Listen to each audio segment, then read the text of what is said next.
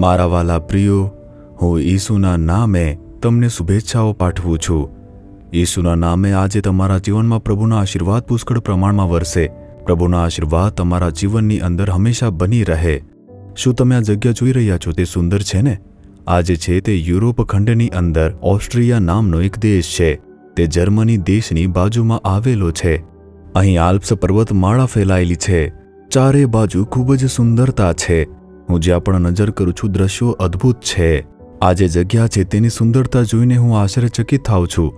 અને સાથે જ અહીંના પર્વતો ઉપર વાદળો પણ તરી રહ્યા છે। હવામાન પણ ખૂબ જ ઠંડુ છે। હું આવી જગ્યાએથી તમારી સાથે વાત કરી રહ્યો છું। અહીં હું પ્રભુની સૃષ્ટિની ભવ્યતા જોઈ શકું છું। તે માટે હું ઈશ્વરની સ્તુતિ કરું છું, જે ઈશ્વરે આ દુનિયાને આટલી સુંદર રીતે બનાવી છે। હું તેમનો આભાર માનું છું। સારું, આજના દિવસે પરમેશ્વર તમને કયો સંદેશ આપવા માંગે છે? શું તમે આમ વિચારી રહ્યા છો? ગીતશાસ્ત્ર 94 તેની 19મી કલમ જુઓ। મારા અંતરમાં પુષ્કળ ચિંતા થાય છે, ત્યારે તમારા દિલાસાઓ મારા આત્માને ખુશ કરે છે।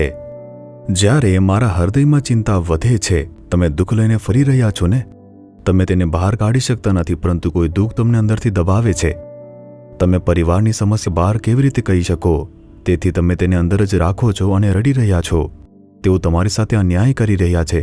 તેઓ તમને દુઃખ આપી રહ્યા છે, પીડા આપી રહ્યા છે।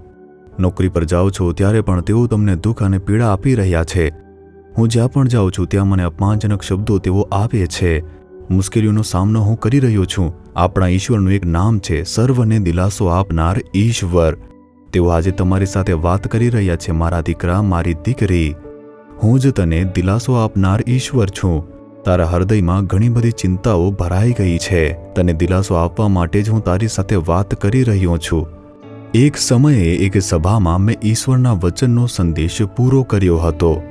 એક બહેન તે ત્યાં આવી અને તે ત્યાં ડૂસકા ભરતા ભરતા ખૂબ જ રડવા લાગી। બહેન, શું વાત છે? જ્યારે મેં પૂછ્યું ત્યારે તેણીએ કહ્યું, હું અહીં દુઃખ લઈને આવી હતી। મારે શા માટે જીવવું જોઈએ? મરી જવું સારું છે। હું સતત આવી રીતે જ વિચાર કરતી હતી। ઘરમાં પણ મુસીબતો, બહાર પણ મુસીબતો। હું ગમે તેટલું સારું કરું, પરંતુ લોકો ખરાબ બોલતા। સારું કામ કરતી તો પરિણામ ખરાબ આવતું। આમ જ હું ખૂબ જ દુઃખમાં મારું જીવન જીવી રહી હતી। મને ખૂબ જ દુઃખ હતું। હું રડી રહી હતી, ચાલો સભામાં જઈને આવું, પછી હું મારું જીવન પૂરું કરી નાખીશ। પરંતુ પ્રભુએ મારી સાથે વાત કરી। તેમણે મને દિલાસો આપ્યો। મારા હૃદયની સ્થિતિ પ્રગટ કરીને તેમણે મને દિલાસો આપ્યો, અને તેમના દિલાસાએ મારા હૃદયને અસીમ આનંદથી ભરી નાખ્યું છે। તેથી જ હું હવે રડી રહી છું। તે ચિંતાથી ભરાયેલું મન અને ઘાયલ હૃદય લઈને સભામાં આવી હતી, પણ પરમેશ્વરે તેને દિલાસો આપ્યો અને તેની આંખોમાંથી આનંદના આંસુ વહેવડાવ્યા। તે જ ઈશ્વર તમને કહી રહ્યા છે કે મારા દીકરા, તારું હૃદય તે ચિંતા દૂર છે। મારી દીકરી, તારું હૃદય તે ઘાયલ છે અને દુઃખી છે। હું જ તને દિલાસો આપનાર ઈશ્વર છું। રડીશ નહીં, તારા આંસુ લૂછી નાખ। હું તારો ન્યાય કરીશ। હું તારા દુઃખને આનંદમાં ફેરવી નાખીશ। તારા દુઃખને બદલે તને બમણો આશીર્વાદ મળશે।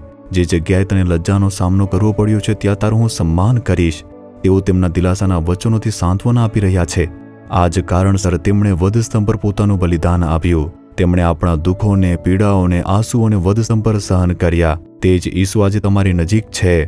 તમારા ખભા ઉપર હાથ મૂકીને કહે છે, મારા દીકરા, રડીશ નહીં, મારી દીકરી, રડીશ નહીં, હું તમારી સાથે છું। તેઓ દિલાસો આપે છે। તે દિલાસાને તમારા હૃદયની અંદર સ્વીકાર કરો અને કહો કે, હે ઈસુ, તમે મને દિલાસો આપવા માટે અહીં આવ્યા છો। તમે મારા ખભા પર તમારો હાથ મૂકીને મારી સાથે વાત કરો છો। હું તે દિલાસો સ્વીકારું છું। મારા હૃદયની ચિંતાઓને તમે દૂર કરો, શોકને દૂર કરો। તમારો દિલાસો મારા આત્માને આનંદિત કરે છે, તે બદલ સ્તુતિ થાવ, સ્તુતિ થાવ, સ્તુતિ થાવ। હું તે દિલાસો સ્વીકારું છું। ઈસુના નામે પ્રાર્થના કરું છું। Amen, amen. Jesus redeems Gujarati YouTube ચેનલને સબસ્ક્રાઇબ કરો। દરેક નવા કાર્યક્રમની માહિતી મેળવવા માટે બેલ આઇકન પર ક્લિક કરો।